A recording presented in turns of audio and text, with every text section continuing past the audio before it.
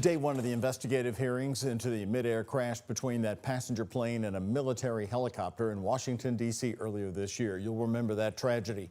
The NTSB questioning the U.S. Army over the safety of their helicopters. 67 people died in January when an Army Black Hawk helicopter collided with an American Airlines plane. ABC's Perry Russum is in Washington with that story.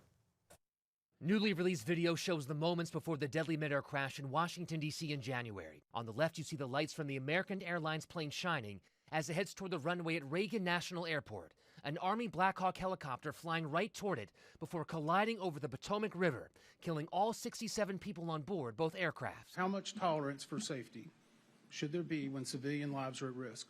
The NTSB today starting 3 days of investigative hearings. The families of those killed sitting in the audience, some wearing pictures of their loved ones around their necks. This morning, the agency releasing thousands of pages of evidence, including new data from the plane's cockpit voice recorder, showing the pilots of the plane verbally reacted to the helicopter less than a second before impact. One pilot saying, "Oh, expletive." The black box transcript shows the helicopter's pilots had trouble hearing air traffic control. The chopper's crew engaged its microphone at the same time air traffic control said to pass behind the plane. The NTSB says that instruction was stepped on and the pilots never heard the command.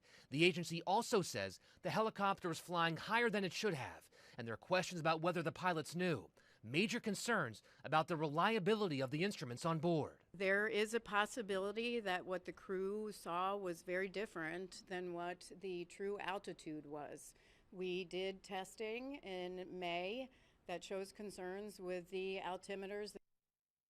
The chairwoman of the NTSB with clear frustration toward the Army, asking why they are not testing the instruments on the rest of their fleet. She says she is not happy with what she heard from the Army today.